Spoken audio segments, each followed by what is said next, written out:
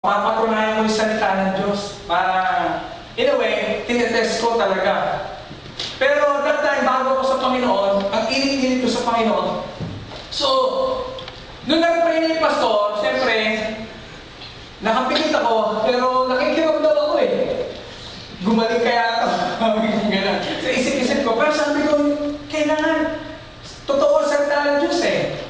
Kung may pananampalataya, patong na yung kamay niya, charismatic move speaks of the gifts of the Spirit, pinatan niya yung kamay niya. Habang nagpe-pray yung pastor, ako nagpe-pray din kasi born again ako eh. Nalakta ako ng Diyos eh. So, siyempre, we all are prayers, pero nakikiramdam ako. Mamaya, sumisigaw na ng malakas yung katabi ko. Tinignan mo, wala na yung ganyan, tinaas ko kamay ko, sabi ko, Lord, simula ngayon, pag may sakit ako, magpe-pray ako sa'yo.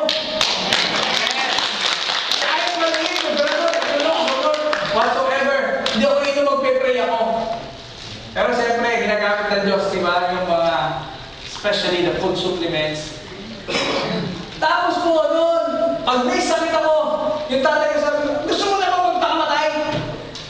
Pero, hindi po ako uminom ng gamot at that time. At talagang pinagagaling ako ng Panginoon. The Lord God used me even to those who have cancers. Gumaling po sila. Yung mga may bukol po na na-encounter namin, pinag-pray po natin, praise God, gumaling po. Amen. Alam niyo po, kasama naman yung mga demon possessed, di po ba? May authority tayo. Pag tayo, parang kami mga ghostbusters, sabi ko, saan kayo may demon possessed? Mainit na mainit kami sa Panginoon. Naghahanap kami ng demon possessed. Kasi, papalayasin namin sa pangalan ni Jesus.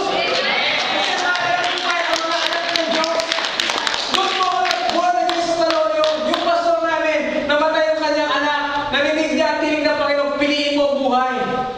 Umuwi siya galing sa ministry, pag uwi niya, patay yung anak niya, pero sa sasakyan narinig niya, piliin mo ang buhay. Meron siyang tinig na narinig.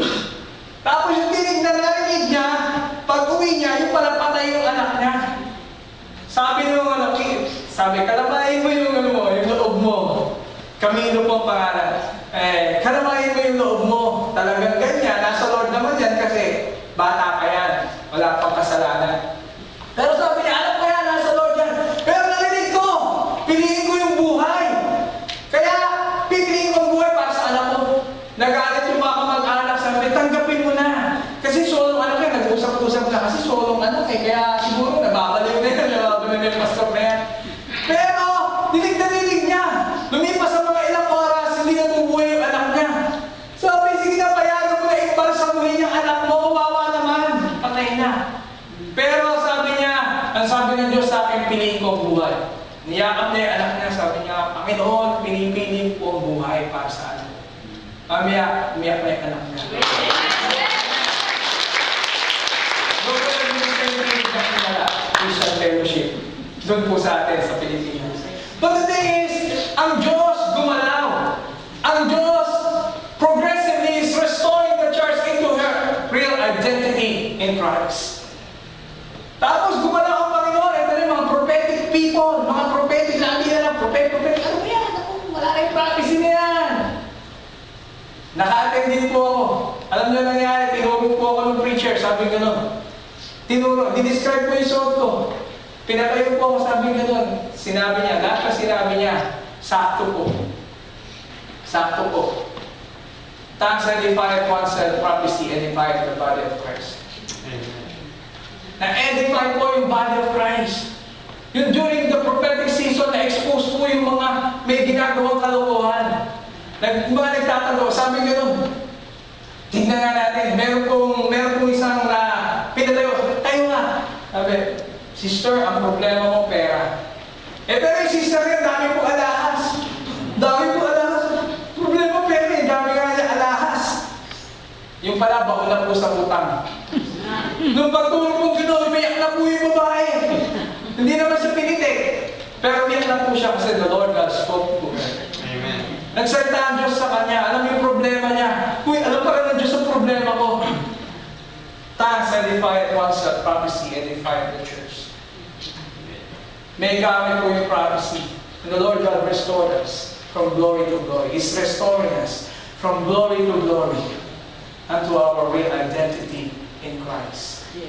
Sabi ko nga po dun sa Bakabil, ayoko nakakarinig ng mga anak ng Diyos na nagsasabi, alam mo, Brad, ang lakas ng diabo.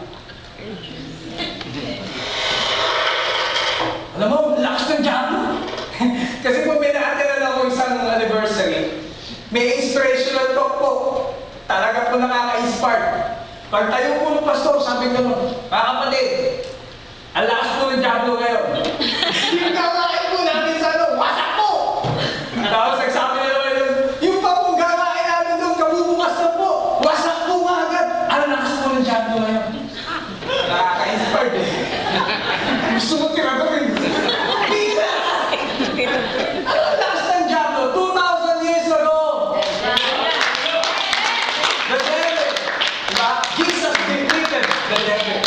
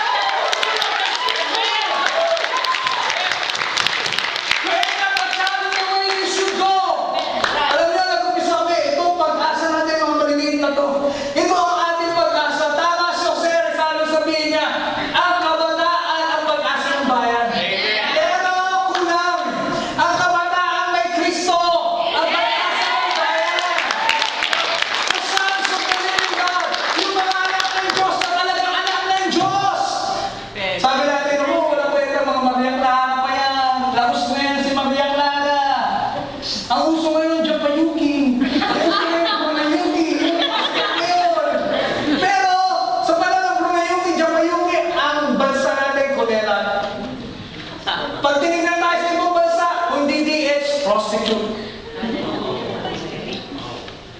Masakit. May discrimination. Sabi nga ni Martin Luther, I have a dream. Si Martin Luther nangarap pero natupad yung kanyang pangarap, right? Right. You know what? The Spirit of God is giving us dreams. Amen. Meron tayong mga pangarap. Meron tayong pangarap sa bansa natin. Meron tayong pangarap sa mga anak natin. Meron tayong pangarap sa church natin. Meron tayong pangarap. At lahat ng pangarap na yan, tutuparin ng Panginoon Diyos. Amen. We just say amen to the Lord. We just say amen to the Lord. Let's do God. Amen, Lord. Amen, Lord. We are always saying, yes, Lord, yes, Lord, yes, Lord. Correct? No, Lord, no, Lord. No, Lord. Pinapalitan, pati yung kanta, pinapalitan. No, I'm tired of seeing the youth, the young people being used by the devil, being used by the enemy, being used by the flesh. They are being deceived. Sinasabi na, ito uso ngayon. Wala tayong pakialam sa uso. Mahalaga sa atin yung culture and spirit. Ang spiritual, hindi nalala off, right? Kaya sabi nyo sa Agila, yung awit na Agila, ito pala hindi na uso ang backslide. Hindi pala uso mo, bro, magbabackslide na ako. Hassle eh.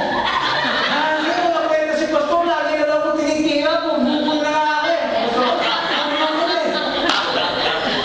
Siguro ganun sa tatay ko si Pastor. Pag may problema lang, si Pastor eh. Sa may kasalanan. Naghihirap na. Si Pastor kasi. Si Pastor. It's high time to honor the man of God.